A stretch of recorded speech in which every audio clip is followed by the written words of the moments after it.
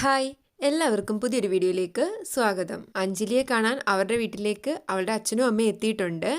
മനുവിനോട് അഞ്ജലി പറയുന്നുണ്ട് അവരുടെ മുന്നിൽ വെച്ച് സ്നേഹത്തോടെ മാത്രമേ സംസാരിക്കാവുള്ളൂ, അവർക്ക് യാതൊരു സംശയവും തോന്നരുതെന്ന്.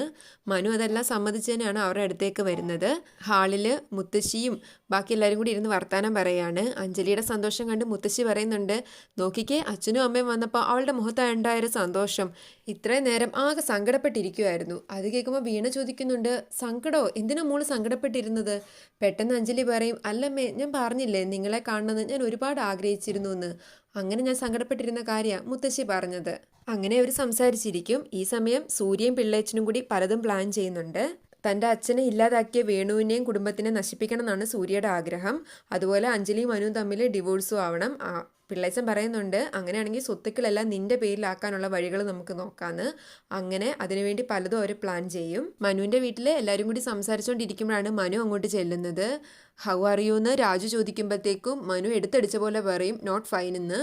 പെട്ടെന്ന് എല്ലാവരുടെയും മുഖം അങ്ങ് മാറും. എന്തു പറ്റിയെന്ന് ചോദിക്കുമ്പോൾ മനു പറയും, ഒന്നുമില്ല, നിങ്ങളെ കുറേ ദിവസമായിട്ട് കാണാൻ പറ്റിയില്ലല്ലോ, ആ വിഷമത്തിലായിരുന്നു എന്ന്. എല്ലാവരും സന്തോഷത്തോടെ തന്നെയാണ് സംസാരിച്ചിരിക്കുന്നത്.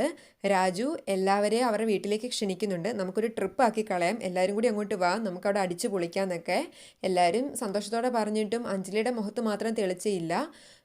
വീണ ചോദിക്കുന്നുണ്ട്, മോക്ക് എന്ത് പറ്റി, എന്താ സങ്കടപ്പെട്ടിരിക്കുന്നതെന്ന്. മനു പറയും, ഇതൊന്നും അല്ല സങ്കടം, ഇനി സങ്കടപ്പെടാൻ പോകുന്നതേ ഉള്ളൂ. എല്ലാവർക്കും വീണ്ടും ഒരു അമ്പരപ്പാവും മനു എന്താ ഇങ്ങനെ സംസാരിക്കുന്നതെന്ന്.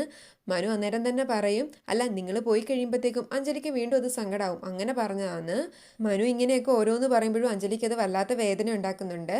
ലാസ്റ്റ് രാജുവും വീണയെ അവിടുന്ന് പോവാൻ വേണ്ടി ഇറങ്ങും. അതിനു മുമ്പ് അഞ്ജലിയോട് വീണ പറയുന്നുണ്ട്, മോൾ ആരോഗ്യമൊക്കെ ശ്രദ്ധിക്കണമെന്ന്. എല്ലാവരോടും യാത്ര പറഞ്ഞ് അവരവിടുന്ന് ഇറങ്ങും.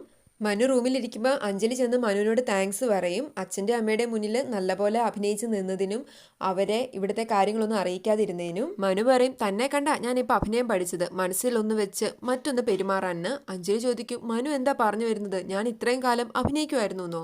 മനു പറയും, ഇത് തന്നെയാ തൻ്റെ കുഴപ്പം, ഇത്രയും കാലം എന്നൊരു വാക്കൊന്നും ഞാൻ ഉപയോഗിച്ചിട്ടില്ല.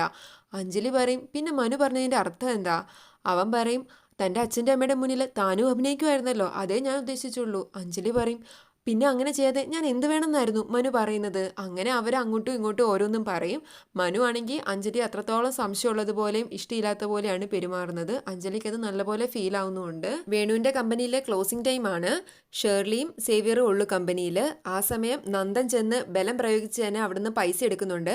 പൈസ എടുക്കാൻ പറ്റില്ല എന്ന് ഷേർലി സേവിയറും പറയുമെങ്കിലും നന്ദൻ അതൊന്നും കേൾക്കാൻ കൂട്ടാക്കത്തില്ല. ഇത് എനിക്കും കൂടി അവകാശപ്പെട്ട കമ്പനിയാണ്, ഞാൻ ഇവിടുന്ന് പണം എടുക്കുമെന്ന് പറഞ്ഞുകൊണ്ട് നന്ദൻ ആ പണം എടുത്ത് പോകും.